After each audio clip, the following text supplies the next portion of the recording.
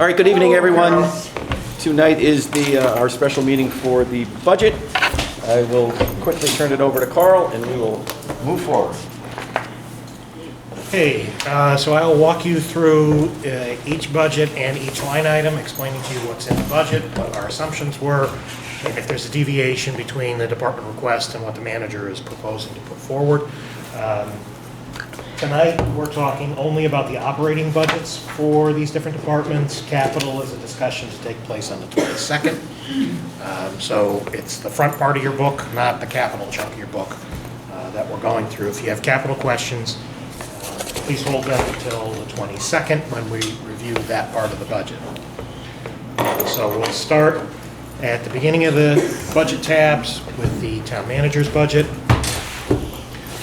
So this, on the salary line, the full-time employees are Mary and myself. Part-time salaries is Joan, the receptionist. The charter provides salary to the council members, so that's in there at the dollar amount prescribed by charter. Automobile allowance is within the employment contract that the town has with me. Repairs and maintenance goes towards equipment that in the office that needs repairs and the like. General maintenance or general supplies is some of our office supplies that are needed to keep things rolling forward. Miscellaneous expenditures are for different memberships and other expenses that crop up. If there aren't any questions, move on to finance. So finance, full-time salaries, you'll note that there's a reduction from what the current fiscal year has to what's being proposed in front of you. There is one retirement coming out of finance department in the accounts payable line, so that employee will be replaced at somebody at a lower step in the collective bargaining unit. So there's a reduction in the cost of full-time employees for finance. Elected officials is a stipend that's provided to the treasurer for his service to the town. Travel expenses, any mileage associated with going to the bank and things of that nature. IT, technology, that has an increase, but that's paying for the new software system that we have that supports both the town and the Board of Education in a back office operation for keeping track of expenditures, and that forms the basis of the reports that you get every month from Sue. Postage is pretty self-explanatory. Dues and fees are for Sue's professional development. If there aren't any questions on finance? I just have one question which will cascade through the rest of the budget. So with leasing options on our technology, are they remaining in individual budgets, or is all the leased copiers, etc., going over to the general budget this year? This follows what we've done for the past 2 years. So if there's an IT expense in an individual budget that's a unique piece of equipment or software unique to that department, if it's something that has a broader scope that spans multiple departments, that's clustered in IT. So that's how we've budgeted, at least for the past 2 years, and I think it follows the practice that existed before. Okay, thank you. Next up is the town clerk's budget. Full-time salary provides for the town clerk and her assistant per the union contract. Travel expense is any mileage associated with a conference or class that the clerks go to. Other professional services and technical services, this is the COT indexing system, which is a unique software to the town clerk's office for keeping tabs on what's filed on the land records. General supplies is postage and stationery. Technology software is microfilming and maps for when a map is filed in the clerk's office. That is kept on record. Miscellaneous expenditures support the vital records function that the town clerk is charged with by state law. Election expense is carrying across what we budgeted from last year. It's not clear going into this election, what the rhythm is going to be in a post-COVID, or the inability to use COVID as an excuse to get an absentee ballot. We're also anticipating that since it's a statewide election and it appears as if there may be primaries, we didn't want to cut that so that we have the ability to respond should there be primaries or other increases in absentee ballots. Program cost is associated with the dog licensing program. And other items, that includes the code book, so codifying the ordinances and providing the book of ordinances online. So that's the cost there is going to fluctuate depending on the number of ordinances that the council passes. So you'll see the forecast for the current fiscal year is higher than what the budget provided, as there was a high level of ordinances that were passed by the council during the first part of the current fiscal year. Any questions on town clerk? If no, we will move on to the assessor's budget. Assessor's budget, again, driven by the largest component of this is salary, so it's the assessor and assistant and the clerk. Travel expense assumes mileage for if there's any court travel that's required under assessment appeals. In service is an expense associated with school and classes for ongoing professional development and certifications that folks in the assessor's office maintain. Other professional services tech is part of a GIS function to update plat maps that are used for assessing purposes. Other professional services in at $10,000 is to perform personal property audits. Personal property audits are a normal function of the assessor to verify and discover and make sure that businesses chosen at random have declared their personal property as they are supposed to.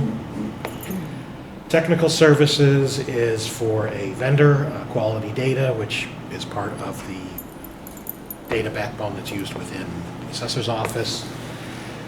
IT technology maintenance is Vision, or the computer mass appraisal system that we utilize that keeps record of what everybody's individual value is. It goes into the grand list. Postage is pretty self-explanatory. General supplies is envelopes and the like, since there's a good amount of mailing that comes out of this office. Periodicals, it's not magazines. These are the particular books and logs that are used for assessing motor vehicles and the like, so it's additional tools that support the assessor doing their job. Dues and fees are memberships. The assessor and the assistant assessor have certifications to maintain, and that's the cost associated with maintaining their professional certifications. Are there any questions on assessor? Hearing none. Move on to tax collector. Again, the largest expense is associated with employees. So you've got a full-time line and a part-time line. There are two full-time employees and one part-time employee. Travel expense is associated with trips to the bank. As one of our major banks in town has closed down, the need to travel to a bank requires going a little further than just down the road, so now you're traveling out of town.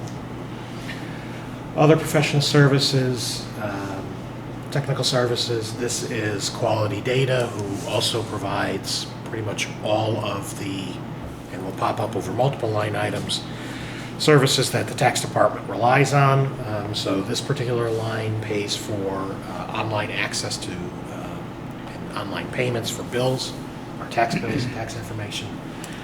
Technical services, again, is Quality Data. This is software support for the module that's used by the tax collector's office. Postage, again, self-explanatory. General supplies, there's an increase in here for chair replacement. We don't have a capital line item that pays for furniture, so each individual department has to find funding to replace their chairs. We've had, and I don't know whether this council did or the prior council, there was already a transfer in the assessor's office to pay for chairs that broke. So that's kind of the state of office furniture in the building, as witnessed by the things you're sitting in yourself. Other You're is... so lucky to have these ones. Yeah. It's Just more see what we comfortable had than what before. everyone else is sitting on. Other, it comes in for quality. Again, this is the cost to print bills and put them out. DMV fees is a statutory payment that we pay the state in order to get access to the state's database to generate the bills for dealing with delinquent motor vehicles. Dues and fees, again, just like it was for the assessor's office, this is Tax Collectors Association and the like. And then last item under other items is Lexisnexis, which is an online service that's utilized to help track down folks that have moved, to make sure that bills line up with the appropriate bill payer. Any questions on tax?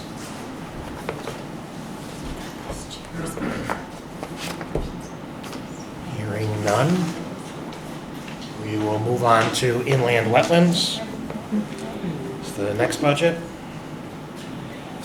Inland wetlands, the largest component of this is again on the salary line, so it's a pro rata part of the zoning and wetlands enforcement officer salary. So half is here, half is in planning and zoning. And then there is a clerk who also services inland wetlands. Outside of the personnel expense, you can see the rest of the budget is pretty thin. There's not a lot floating around in here. There's travel expense and training. The training and travel expense were reduced at my level from the department request, keeping in line with historical spend rates. Other professional services provides funding for any third-party or additional engineering review that may be requested by inland wetlands that isn't covered by the existing arrangement with the consulting town engineer. Postage, self-explanatory. General supplies and other items are any miscellaneous needs of the department, date stamps, and other unique needs of the department. Funding is in line with what historical spend rates have been. That's why there's a reduction going from the department request to what I proposed for funding. Any questions on inland wetlands? If no, then that takes us to Zoning Board of Appeals. Fairly thin budget here, so there's not a lot going on in terms of expense compared to what was in place from the prior year. The one item I would call your attention to, and I'll call your attention to it again under planning and zoning, is on the training line item. There is a new state statute which requires ZBA members and planning and zoning members to have trainings take place every so often. So that is now a mandate. So while perhaps training hadn't been expended in the past, it will have to be expended now as commissioners go through state mandated training. We're still waiting for clarification on who the vendors are going to be, as to whether these things can be provided at no cost or whether there will be an expense. So there's a mandate to do it, but the program is not fully fleshed out. Single largest expense here is postage. Again, you have an agency that's sending out notices and the like, so postage becomes the major expense. Any questions on ZBA? So I'll ask that as a whole, I guess, with all the land use boards with the legal budget. I mean, ideally, the training will help with long-term implications of the legal budget, members understanding their role. But I noticed that the legal budget is still removed, and so it's still collapsed into one, just clarification, and the general budget, right? Legal is still where it was before, however, in this budget collapses it into one line item instead of having labor attorney as one line item, land use attorney as another line item, and town council as a third line item. We don't have three different firms, we have one firm doing everything, so everything is now in one line item. That's what we did last year. This perpetuates that, and that will be one of the budgets that we'll go over on the 22nd. I think it's helpful for the new membership to understand the changes that we've gone through over the last couple of years as well. So if you can point out those specific things, I think it'd be helpful for them to understand. Because we've gone through some significant changes going from Board of Selectmen, Board of Finance to Town Manager, and one whole budget year away. Yeah, well, I was going to touch on that when we get to it on the Thank you. 22nd. So planning and zoning comes up. So there's a big difference here, and I called that out at the budget presentation meeting. So here we are now including a salary for a town planner. $90,000 is the prospective salary, which seems to be where the market is to get somebody who's going to have some experience that they can bring to the table. The rest of the full-time line is rounded out by the other half, the zoning enforcement officer's salary. The first half was in Wetlands, second half is here in planning and zoning. The clerk for planning and zoning, while that individual is moved over to the building department, they were at the lower end of the scale for the union contract, so there's no significant drop in that particular line item for employee salary, but it is the addition of the planner. Just so we're clear, the other expense for that employee will be included in the employee benefits component when we get to talking about that on the 22nd. So now both halves of the position are funded. The other item that's to call your attention to that's of note is other professional services. So you'll see that there's a contraction there. That historically was used to pay for the contract consulting town planner. I left an allotment in there in case we need a bridge while we're trying to hire an employee, keeping something behind to continue our engagement with the consulting planner if needed. As you start to drill into it, that could be a line item you want to think about for potential reduction, but it would require a mechanical process of transferring money from the salary line item down into that for the period of time that we need to have a consulting planner while we're trying to hire an employee. So I just point that out as a potential area for reduction when we get to your dialogue and debate. The rest of the budget is pretty generic, so you've got the travel expense. There is an increase in training going from what was requested to what's being recommended, again based on that state mandate to make sure we've got funding necessary to provide training to planning and zoning, and that they're getting adequately educated on what their roles and responsibilities are as a land use board. Postage is self-explanatory. General supplies is office supplies and the like. So, and other items deals with the plotter that is in the department that makes large-scale maps. Any questions on planning and zoning?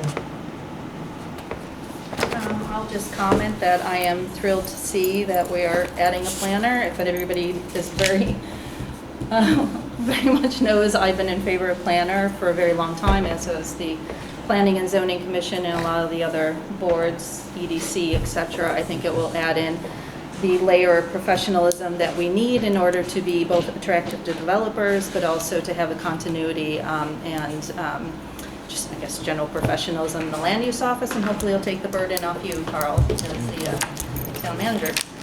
Well, I think on my end, I'm looking for somebody to provide some administrative leadership in the department, in land use generally, but also somebody who's going to actually look at process and look at all of the regulations holistically to make sure that we're updating them rather than what seems to be the current practice of pick and a poke rather than... Yeah, I don't think the regulations have been updated for probably decades.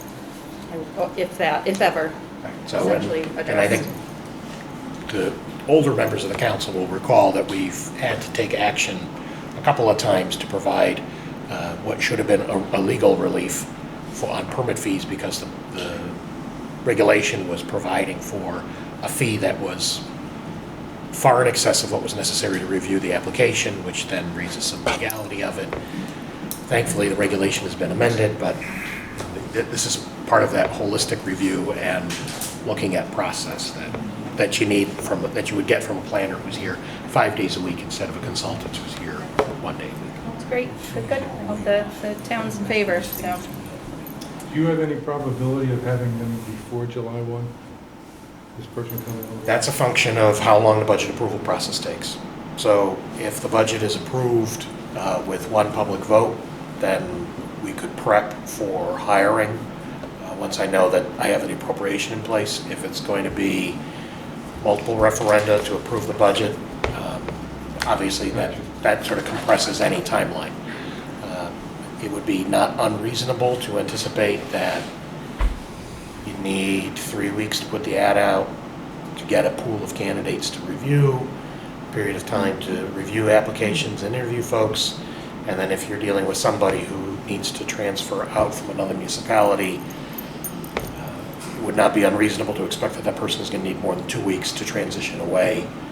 This isn't quitting McDonald's. There's a little bit more effort involved. I'm going to be hopeful now that we have a town manager in place that we will become more attractive to a planner. There was concerns in hiring planners in the past because of the political nature of the position and committing to the position.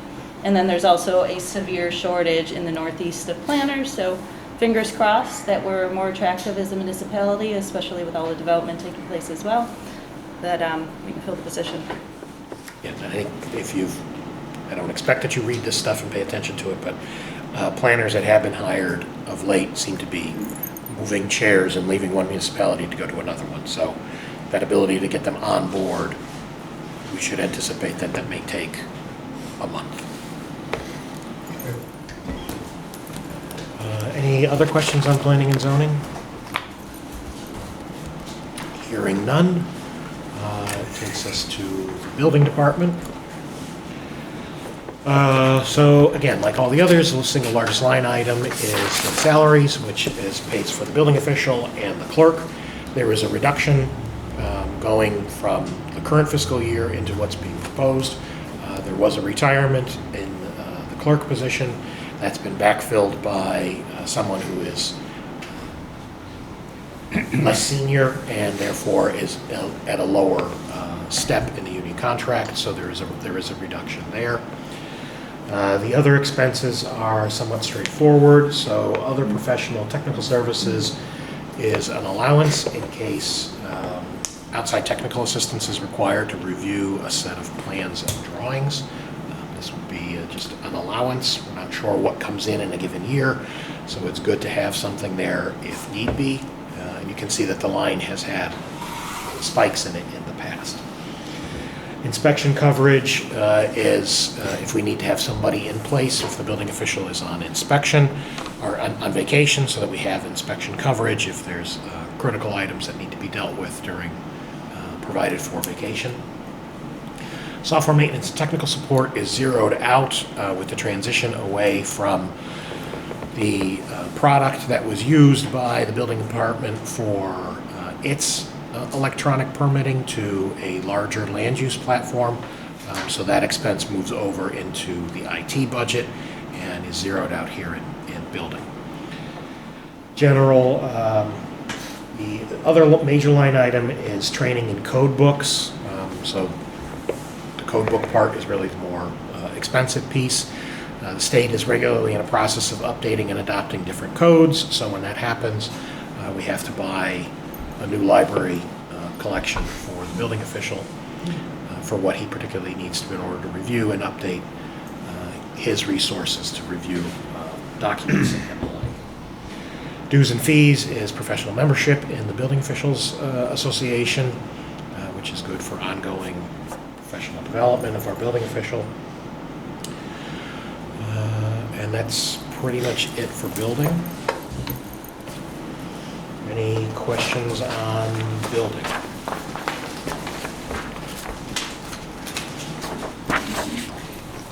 Hearing none, that takes us to human services.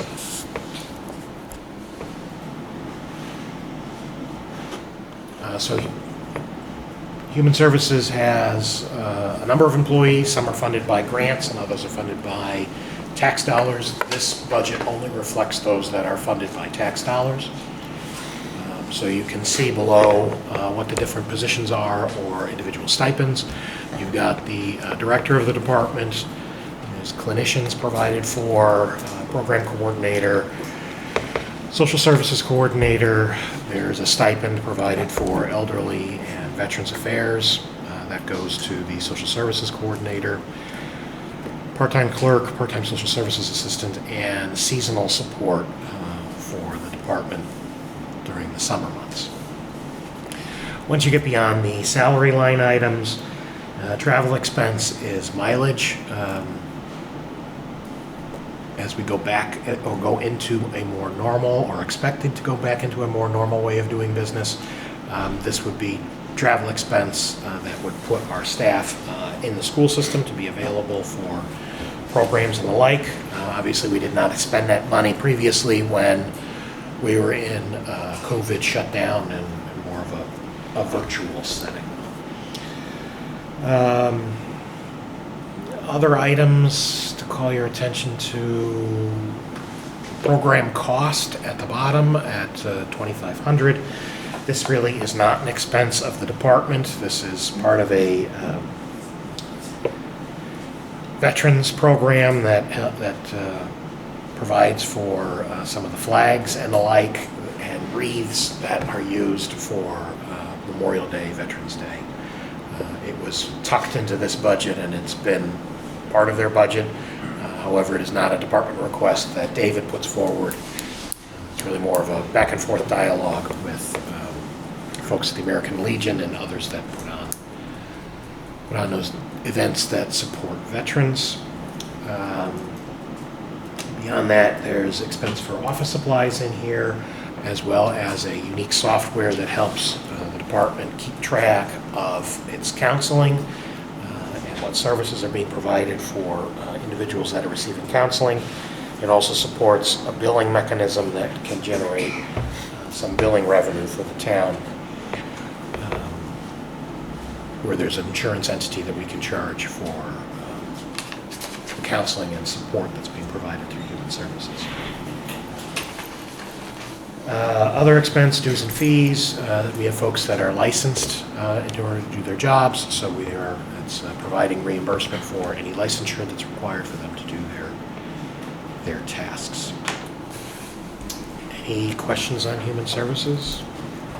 Yeah, I'm just kind of wondering why you,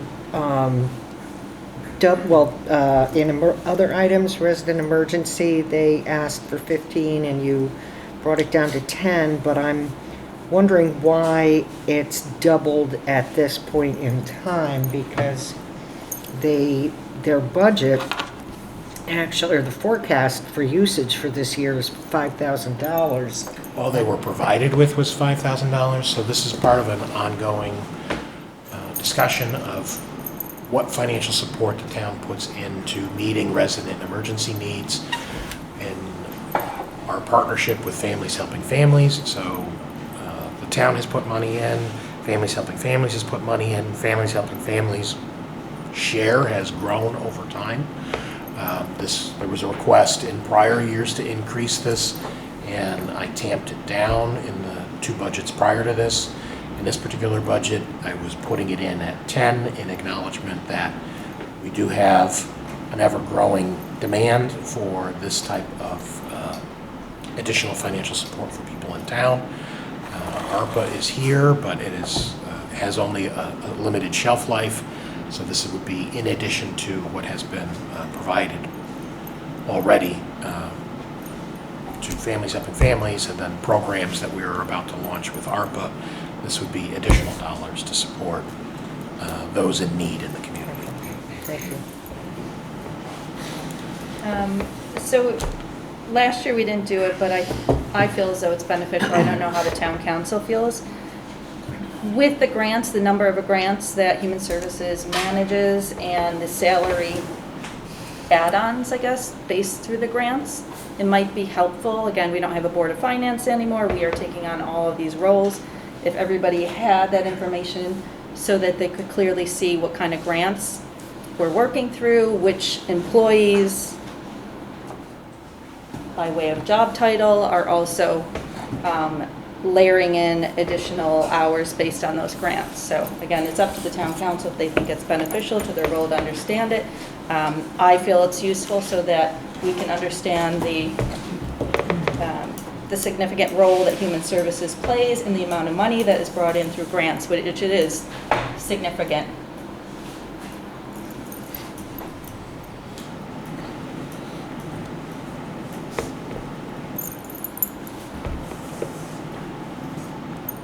Is that a question? I'm sorry. Well, it is the Do we want to know how much we bring in on grants? Is that the question? The question is whether or not, in terms of the budget, because you're looking at just the operational budget, but there is a layer in this. It's unusual for this department. Some departments have it, but this one in particular has a substantial amount of support through grants that you're not going to see within this budget. And those grants aren't always continuous year to year. Right. So next year you might not see that there was $1 million grant for X, Y, and Z that X employees had to take on additional role and or support. So I just think it's beneficial for everybody on the council to understand that role and the budget implications for it related to this department. So it's to ask whether or not everybody thinks it's useful for the town manager to work with the department head to get that information back to us in some sort of chart form. We can provide it for you at the next meeting. Thank you. If there's nothing else, we move on to senior services. So there's not a lot of flesh on the bones here for senior services. So again, it's continuing that part-time position to be the senior program coordinator. I was forecasting an increase in providing additional funding for program cost to get up and running with providing a program. Some of the early work that we did get out of our one employee before she personal life changed was trying to flesh out some costs for providing additional programming. So that helps inform where we might be going in the next fiscal year. So it remains a salary position and program expense to host a program. Some senior centers are able to do programs at no cost by finding vendors that are looking for exposure or speakers of that nature. Some programs do require an injection of some funds in order to get it up and running and provide it. And we're out on the streets trying to fill the part-time position, so hopefully we will have somebody by the time this money goes into effect. Questions? No? That takes us on to WASAM maintenance. This is basically this maintenance for, ostensibly for this building, but the way the budget has evolved over time, this budget only really accounts for custodial staff. The cost for materials and supplies and the like are borne in the public works budget. So this is really just a salary line item. So you've got the cost of custodians for this building, the police department. There's a part-timer that provides additional coverage in this building for Saturdays, special events, things of that nature. And now that we're back in the business of hosting special events in this building, we are utilizing that, the part-timer. Additional expense includes a part-timer for Park and Rec and a floater that's also helping with building maintenance. So between full-time and part-time, this is just custodial salaries at this point. Any questions on WASAM maintenance?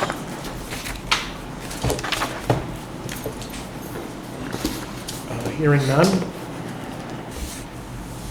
This takes us to Public Works. So this would be one of our larger budgets. Again, over half of the expense is associated with salaries for the employees that are delivering the service.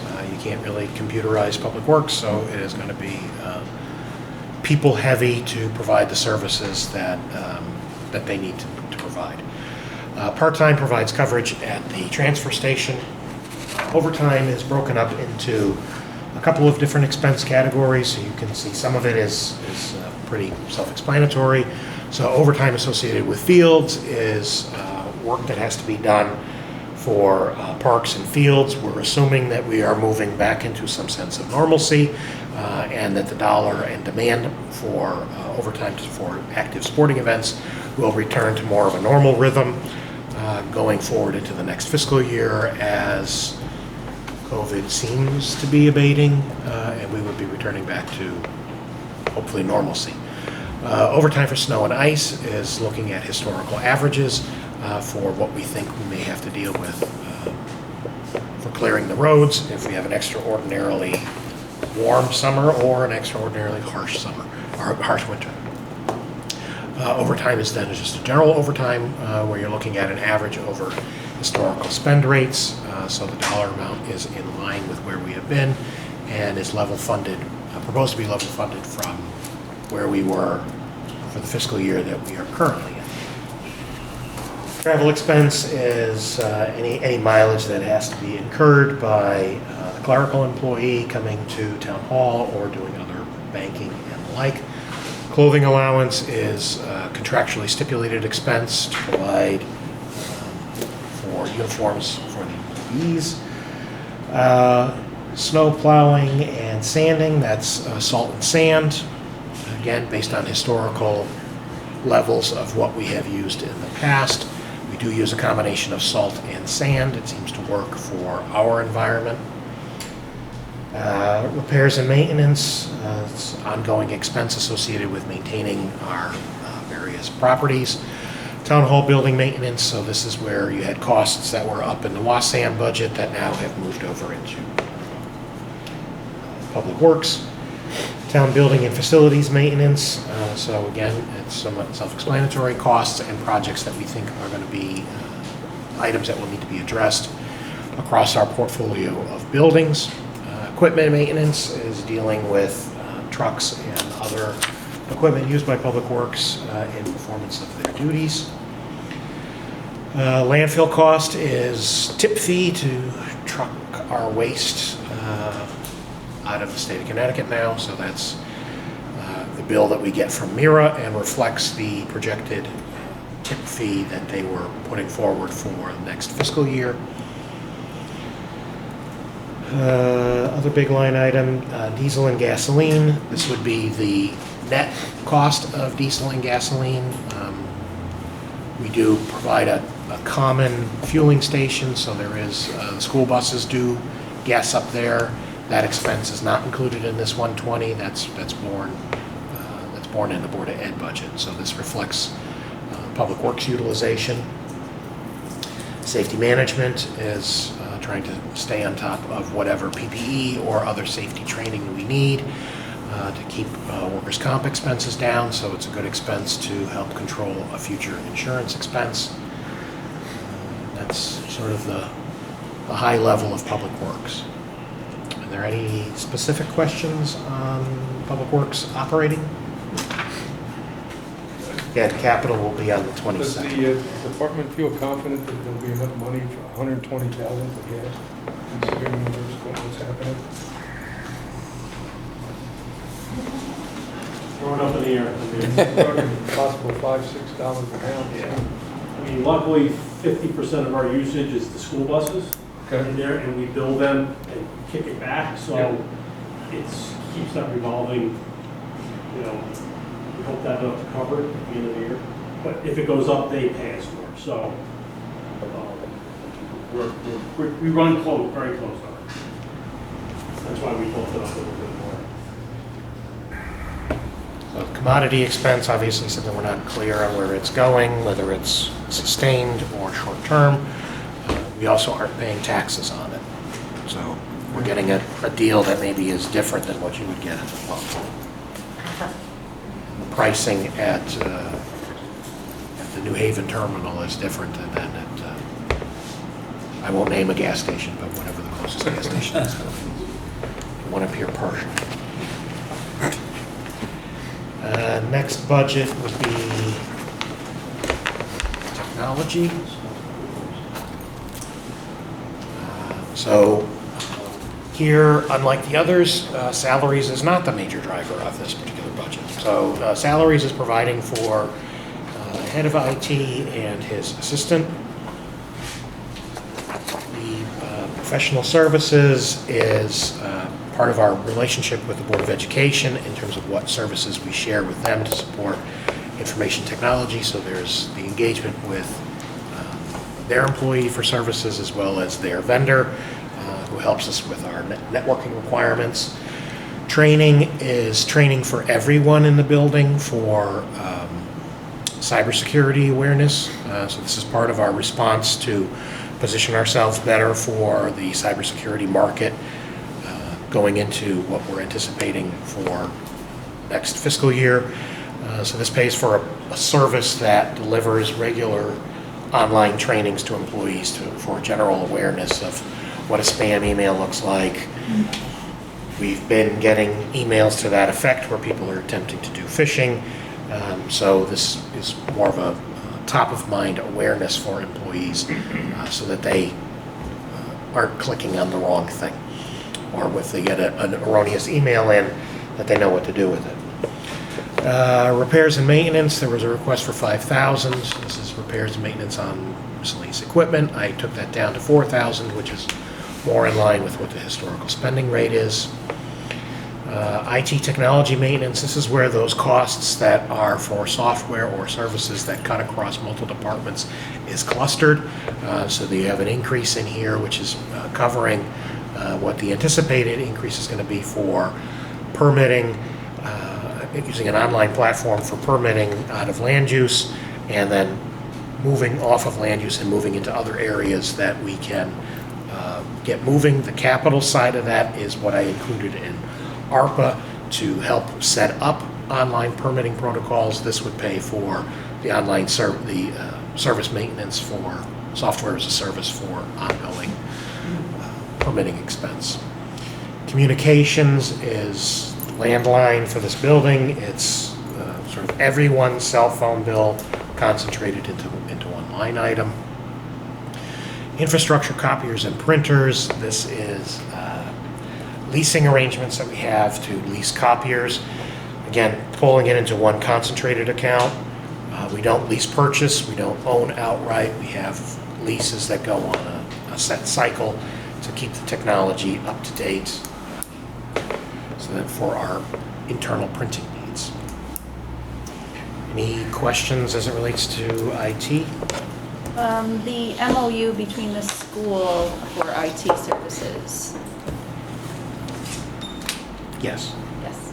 Is that, just remind me where that's located? The cost for that. That's up in the professional services line, Okay, thank you. and it's reviewed annually with the superintendent and myself, and we discuss it regularly. Okay. Next line item is the police department. So this would be, again, the largest component of this is personnel-related expenses. So you have the size of the department in order to provide services to the community, with the salary line item being the lion's share of the budget. Additional expenses that are personnel-related, overtime. You can see that we're proposing to try and keep it in line. It's fluctuated in the past, and trying to have the chief manage that going forward. We can incur overtime with people retiring and moving out of the department. Longevity is a function of the collective bargaining agreement, so that's locked in. Holiday pay is another one of those per the collective bargaining agreement. Other employee benefits, education is in the union contract. Clothing allowance is per the union contract. So you can see quite a bit of this is just locked in based on employee costs. Training, there is an uptick here. The police accountability law that went into effect did call for mandated training. It called for a number of things. So we're increasing this in anticipation of a need to do training under the state law. We are also seeking certification under CALIA, which is the highest police accreditation standard in the country, which would make Clinton somewhat unique in the state as having that CALIA certification.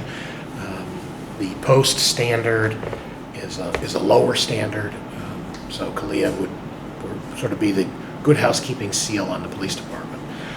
That carries with it additional training expense. So the CALIA certification and then the need for ongoing certification. CALIA certification also helps us on insurance for police liability because it does have us complying with national standards in terms of policies, in terms of how we handle employees, incidents, chain of custody, and the like. If only more did CALIA, perhaps we would not have needed the police accountability law. Moving on beyond that, recruitment costs, so that we've got potential retirements. The police accountability law also included a mandate for drug testing and psychologicals. We're not sure what we're testing for other than a broad panel of things, and psychological is equally nebulous and unclear. So we're making a guess while we wait for detail to come out in response to the bill that was pushed through quickly in a special session. Other items to call your attention to. Armory, I did have a drop in that compared to what the chief had requested. Bring it more in line with historical spending. This would be buying ammunition and the like for when they're doing their own trainings with live ammunition. We do have a need to purchase ammunition. Beyond that, and a lot of this is somewhat self-explanatory. Uniforms is pretty clear. Diesel, gasoline, fuel. Again, this is sort of a guess based on where commodities could be going. So there's a slight increase there assumed. Commission expenses are proposed to increase as the commission is looking to do an employee recognition program in response to, we're trying to get ahead of any potential morale issues associated with police accountability law.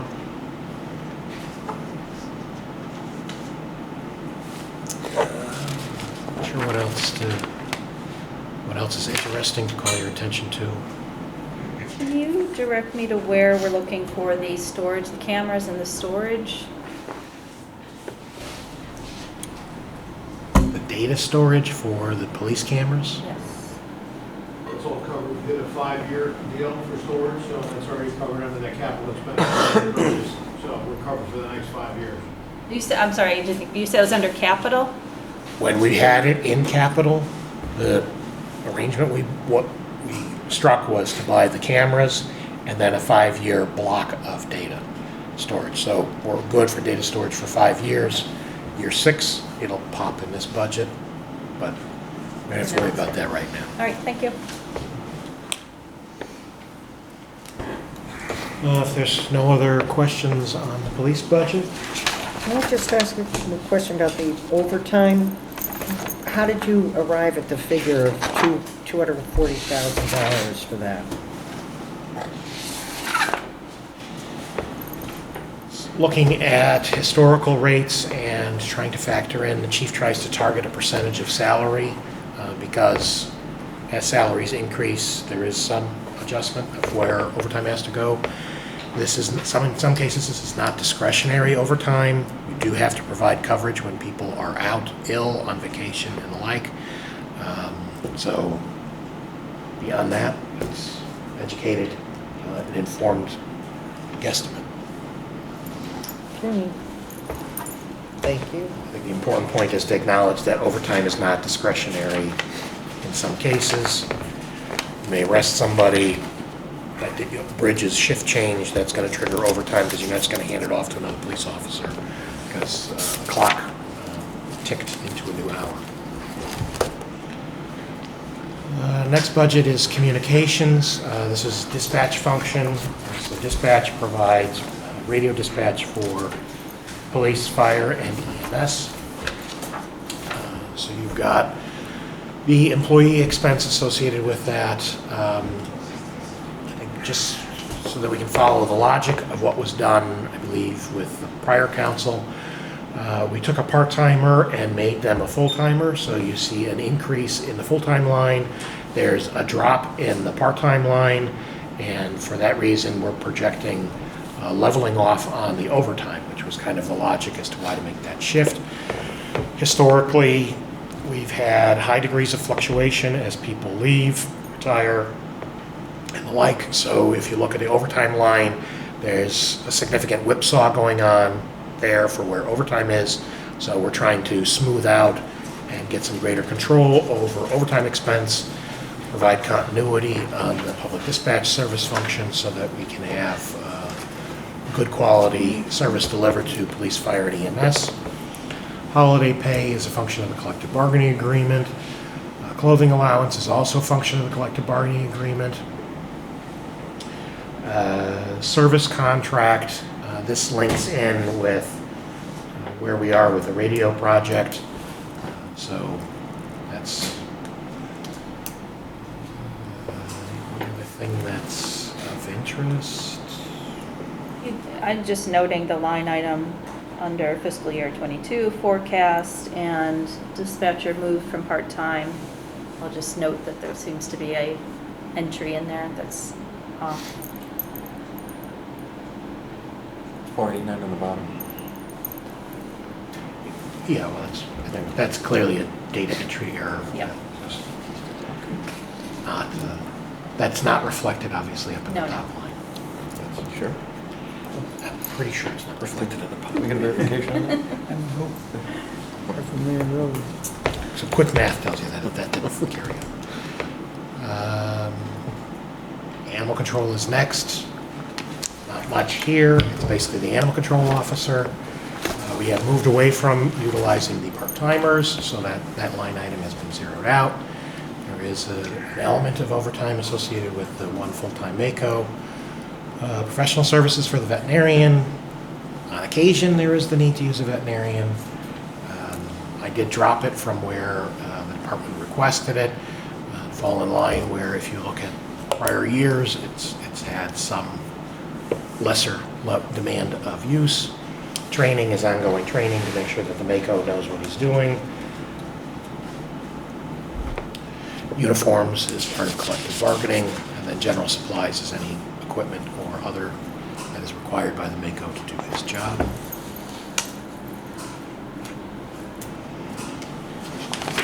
If there are any questions on animal control, brings us to fire marshal. So full-time salary pays for Jeff's service as fire marshal. There's no increase proposed in this budget based on our arrangement with Jeff and his ability to perform the service. Additional stipends are provided for the deputy, the open burn official. So that's we've got Jeff and the open burn official are our employees, and we have more expense associated with them. The deputy fire marshal is also an employee in another municipality, so some of the expense for that person is not borne by us. That other municipality is picking it up for that person. So when we look at training and dues, we're only talking about training and dues associated with our employees, not with the deputy who is covered by another municipality's budget. Other equipment and general supplies are personal protective equipment, and any other types of equipment that fire marshal may need in order to support his job, not just on code enforcement, but for investigations if there are fires warranting his attention.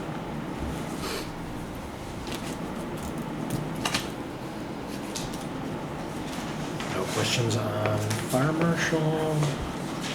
And I just want to say, I do apologize, I have a family issue that I am going to have to respond to every once in a while, so if you see me on my phone, I do apologize. Fire department is next. So this is the support that we provide the volunteer fire company in terms of dollars for what they use to maintain what they have and provide services to the public. So there is an allotment in there for a administrator bookkeeper. Keeps the chief on his toes and helps pay the bills. Utility services is just that. That's the cost for natural gas, propane for fire department. Larger line items are repairs and maintenance. So this would be costs for maintaining the boat, maintaining the rolling stock, making sure that we're getting the necessary testing done to keep our stuff in good order and maintain appropriate standards of response. General supplies is pretty much postage. Other includes a number of items, which includes tracking software, physicals for the volunteers, making sure that we've got a healthy volunteer corps to respond. Any insurance increases for the insurance programs that are unique and specific to just the volunteer firefighters, access control system, and cameras as appropriate.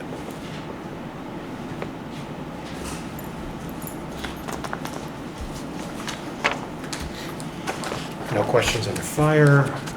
I'm just curious, as we've never discussed that one before, the physicals, or I don't recall, how does that operate in terms of the reporting, and does it go to our insurance, or how structurally? The person is getting their own physical. It does not go to our insurance. They're not on the town's benefits. I don't mean the health insurance. I mean the reporting of the actual physical. If the report says that they're not physically capable to do their job. That's a personnel issue that the chief handles. We're not telling our carrier that somebody has a given issue. That's the chief making a manning decision with the volunteers.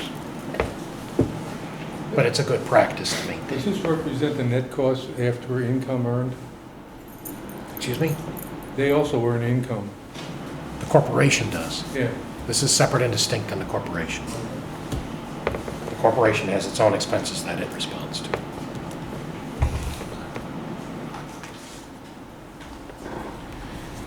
Economic development would be next. So we're trying to get to a point of consistency here. So the expense, instead of moving all over the ballpark, which you've seen in the past, the singular focus is to maintain having a part-timer to provide a business visitation program, collecting data so that the EDC has a feel for what's going on, what the individual issues are, if there are businesses positioning and thinking about expanding, if there are businesses that are thinking about leaving, collecting reconnaissance, which can then be used by the EDC to advocate for different process improvements or regulation improvements that may be beneficial on land use to be more business friendly or responsive to the needs of some of our local businesses. There are tales of woe that are out there where you have a business that's very local, they want to expand, they've been in the community for a long time, they've had to go through 5 land use meetings in order to get their approval. EDC isn't collecting that information or hearing that information, so that's good data to be collecting so we have more of a pulse of what the needs of the community are. Going through the ARPA exercise reinforces that there is a dearth of information on what's going on with businesses in town, be it tourist or not. EDC did have a tourist group which became defunct. I believe they were trying to get that re-energized. They are active with manufacturers, but there's six or seven active manufacturers in that group, so you're only hearing from them, you're not really hearing from anybody else. Business visitation would be providing some degree of consistency. It's a position that needs to be filled in this current fiscal year, and we now have a clearer understanding between myself and the EDC of what the scope of work of that individual is going to be, so that that helps provide focus to where the EDC should be going, and keeping them on a point to help focus with economic development and their eyes where it belongs. Are there any questions on economic development?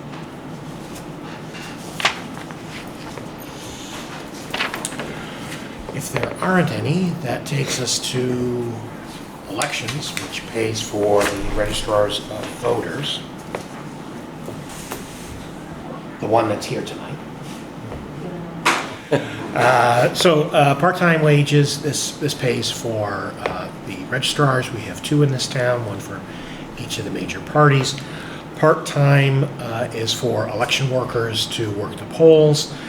The number is up. We are anticipating different activities going into this election cycle, and that there may be primaries at different lines because it is a state and election, and at our national level representatives, the expectation is that we may have extraordinary expenses until the dust settles on who is and is not running and who is going to primary or not primary. So there are a number of offices at present that have a lot of people interested that haven't been primaried before, like Secretary of State and the like. So that's sort of our thought process until the dust settles. We're carrying additional expense for additional work. This also is responsive to not clear on how many budget referenda there may or may not be to pass our budget. We've been on a good streak. Hopefully we maintain that streak where we don't have the budget voted on 2-3 times. Other line items, other supplies is providing food for election workers and keeping them happy so they keep coming back and volunteering to work with the registrars. Dues and fees is what we have to pay for their membership in ROVAC, which is a state mandated requirement, as well as any training that they have. There are courses that they are being provided which are moving over to an online electronic platform rather than in person. That's pretty much it. Service contracts deals with maintenance that's required to tune and prep the electronic scan machines, keep them in serviceable condition for each election. It also requires programming of the ballots, whatever they look like in a given election cycle. Any questions on registrars?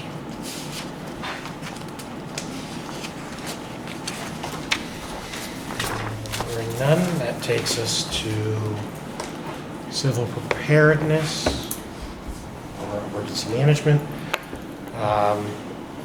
Not a lot in this budget, so the only thing to really call your attention to is the salary line item, which is providing a stipend for the emergency management director, and then additional support, which is a deputy of his. So I put in an increase to provide a larger stipend for the emergency management director. $5,000 doesn't seem to be reflective of the time that is going in of late to support emergency management, given the frequency of storms, COVID, and the ongoing demands that we have put on our part-timers that help us during emergency response.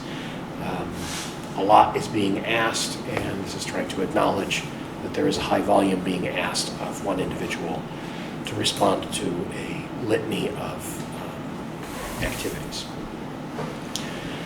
The other cost is training, and then general supplies. So this would be any necessary supplies to support things we may need when we get outside of dealing with masks and COVID. So it's the only change I made there was to drop it to reflect where we've been historically, but still give Mike the flexibility to respond to what we may see as future needs, to respond to what we hope will be more generic emergencies rather than the 2+ year saga of COVID. Any questions on emergency management? When we go into a declared emergency, either the governor's or the town's, we're able to provide additional funding and/or towards the emergency management director. That's my understanding. Is that not how we've been operating, or? Its own thing. We have been charging off time to get FEMA reimbursement, and we made a large commitment to that during the CARES Act funding round for COVID. For Mike to get something for his time, when we have a generic storm that requires the EOC to be activated, we've been doing more of a virtual setup because it hasn't been beneficial to have physical location with folks. Given COVID, you don't have the utility liaison encamped at each and every municipality. They're maintaining a virtual arrangement. So it's been different given the joys of COVID. Where's your ball?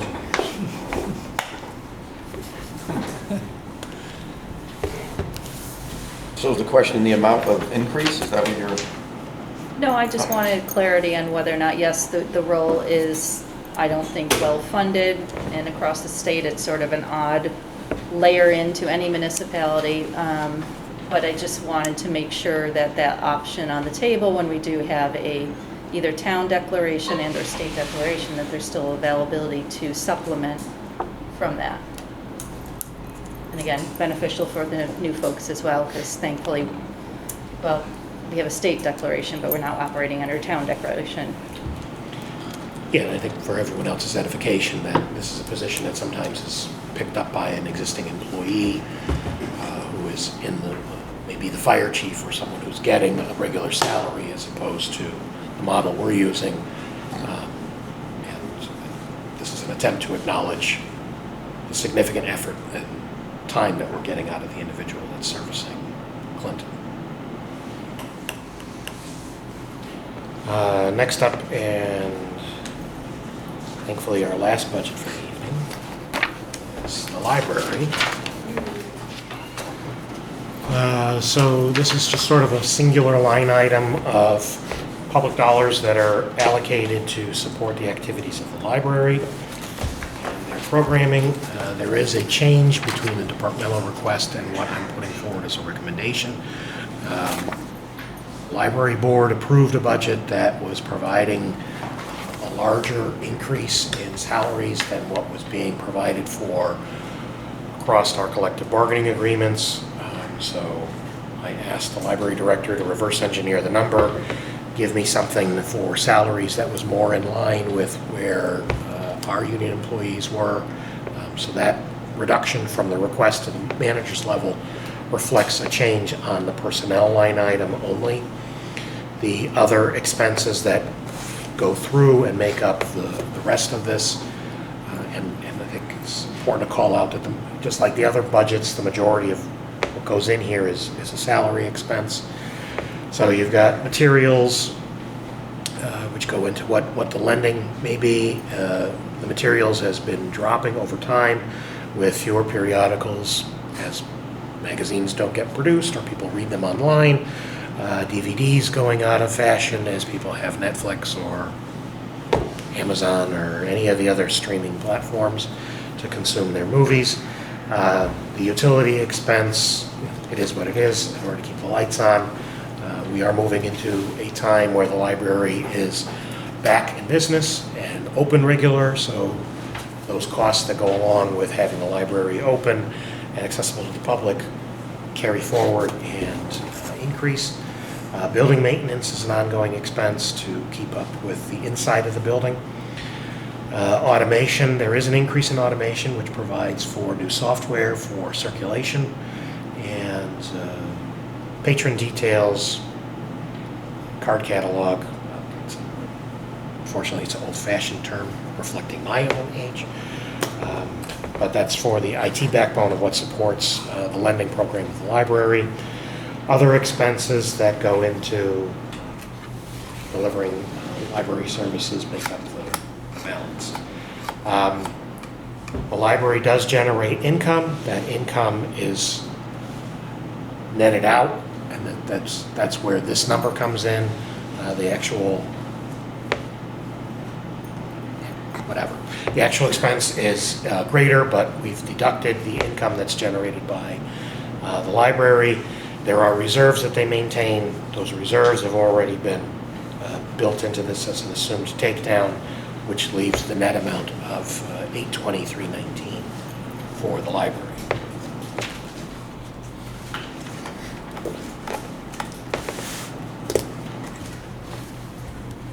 Any questions on the library? It's huge, Joe. Huge. 50,000.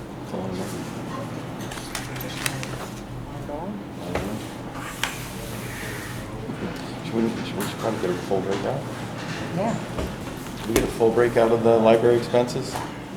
Yep. We get a breakout similar to what, another department would have with salaries, et cetera. Because that is an extraordinary jump, $50,000. Yep, we'll get you the details, so you have that to consult. Get you that and human services for our next meeting, which is the 22nd at 6 o'clock, which will round out the balance of the municipal budget, debt, capital, and revenue.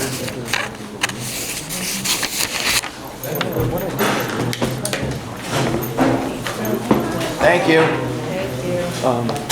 Like